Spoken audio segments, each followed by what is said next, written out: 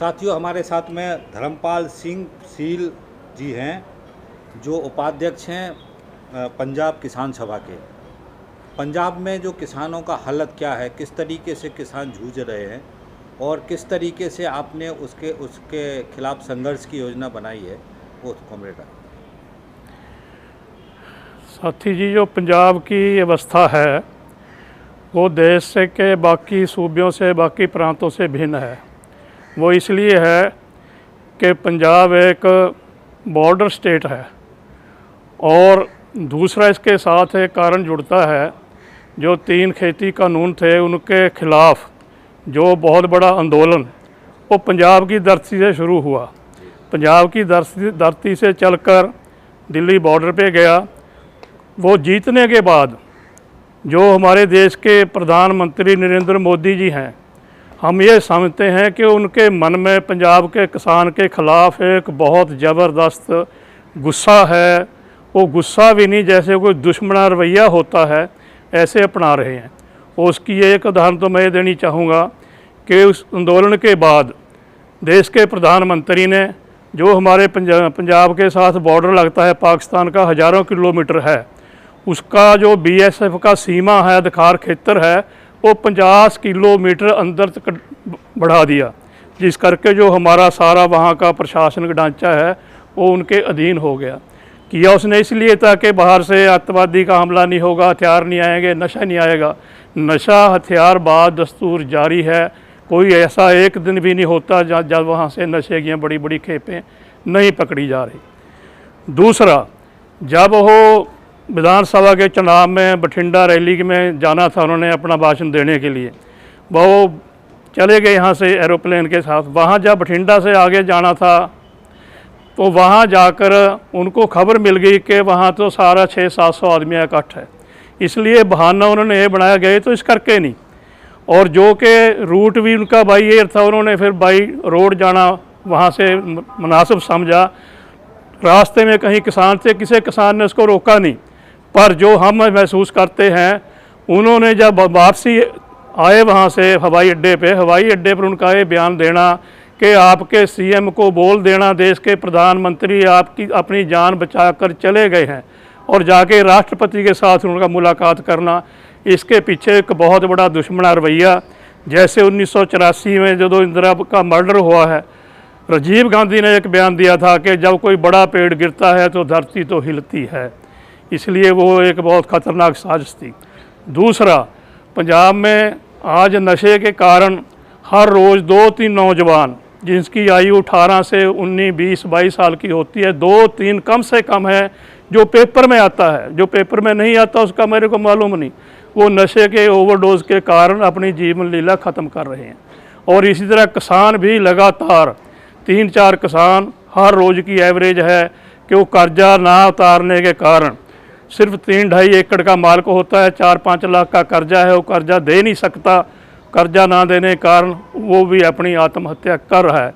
और आप सरकार ने जो वादे किए थे, इसने अपने केजरीवाल जी ने लिखती गारंटियाँ की थी कि हमारी ये गारंटी होगी, पहली गारंटी, दूसरी गारंटी, तीसरी गारंटी, वो गारंटियाँ के ऊपर कोई अमल नहीं हो रहा। और जेलों में से जो नशे का सवाल है, हर रोज़ जेलों में से मोबाइल फ़ोन जो वहाँ पकड़े जा रहे हैं, और नशा तस्करी पुलिस के अफसरों के साथ जेलों में से चल रही है। दूसरा, पंजाब की सरकार का मैं पहले बोला है, भगवंत मान ये बोलते थे अपने भाषण में कि मेरे आने के बाद पंजाब की सड़कों पे कोई धरना नहीं लगेगा, मेरे आने के बाद कोई पानी की टैंकी पे स्टूडेंट, अध्यापक बेरोजगार नहीं चढ़ेगा, मेरे आने के बाद कोई किसान आत्महत्या नहीं करेगा। पर वो ज्यों का त्यों है, टैंकी पे लोग चढ़ रहे हैं, हर रोज़ पंजाब की सड़कों में धरने लग रहे हैं, CM के घर के घरौह हो रहे हैं महीनों बद्दी के लिए। उन्होंने पंजाब के ना किसान का ना नौजवान का, वो कहता था कि पंजाब का नौजवान विदेश को जाने के लिए तैयार नहीं होगा, उसको मैं नौकरी दूंगा, डब्बा लेके नौकरी पे जाएगा। वो आज वैसे ही बात दस्तूर जारी है। दूसरा, मैं संक्षेप में कहूँ, पंजाब के किसान की आज एक समस्या बहुत बड़ी है। वो ये है कि जो हमारा पर्यावरण है, हमारा वातावरण है, इतना ख़राब हो गया, जो फसल के ऊपर, हर फसल के ऊपर नुकसान करता है। हम 3-4 सीजन से देख रहे हैं, जो गेहूं का फसल होता है उसमें हर बार जब गेहूं का पकने का समय आता है, कभी गर्मी ज़्यादा पड़ जाती है, कभी इसको काला तेला पड़ जाता है, किसान स्प्रे करता है खेती इंस्पेक्टर की गाइडलाइन के मुताबिक, पर उसका जो झाड़ है वो प्रति क्विंटल एकड़ में से जहाँ से 20 क्विंटल 22 क्विंटल निकलता है 14-15 रह जाता है।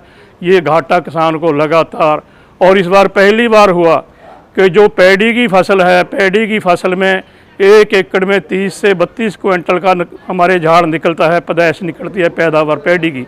पर इस बार उनको एक ऐसा रोग लगा, हमारे खेती विज्ञानियों को समझ में ही नहीं पड़ा। वो बोलते रहे तो मौसम के कारण इसका कोई दवाई नहीं है।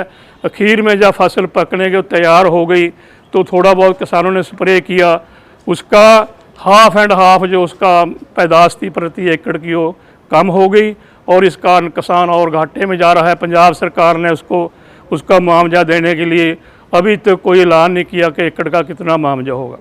अगली बात हम सब्सिडी पे करना चाहते हैं। साथ ही सब्सिडी का ये सवाल है, सॉरी सब्सिडी नहीं, एमएसपी का जो सवाल है, जो हमारी किसान सभा हम समझते हैं कि जो पूरे देश में है, पंजाब में मार्जिनल किसान है, 1 एकड़ का मालिक है, 2 एकड़ का मालिक है, गरीब किसान है, अगर पूरे देश में एमएसपी पूरी फसलों पे लागू हो जाती है तो मेरा ये मानना है कि उसका सरेगा नहीं। उसके लिए सरकार की ओर से कोई और समाजी गारंटी होनी चाहिए। जैसे मुलाजिम को मेडिकल भत्ता मिलता है, सफ़र भत्ता मिलता है, एजुकेशन लोन्स मिलता है, किसान के लिए भी वो सुविधाएँ जो होनी चाहिए, या किसान को जो मनरेगा का एक्ट है उसके तहत अपने खेत में काम करने के बदले वो दिहाड़ी मिलनी चाहिए, 100 दिन का रोजगार उसके खेत में मिले तो भी इसको कोई जड़ा आर्थिक फ़ायदा हो सकता है। अगली बात है पानी के संकट की। पंजाब के में जब से हरा इनकलाब आया, हरे इनकलाब के बाद पंजाब के किसान ने नवी तकनीक के साथ खेतों अपनी ज़मीन में ट्यूबवेल लगाया, बोर लगाया। पहले हमारे पंजाब में 40 से लेके 60 फीट पे पानी मिल जाता था, वो पानी लगातार 25-30 चला, वो पानी की सतह अब सूख चुकी है।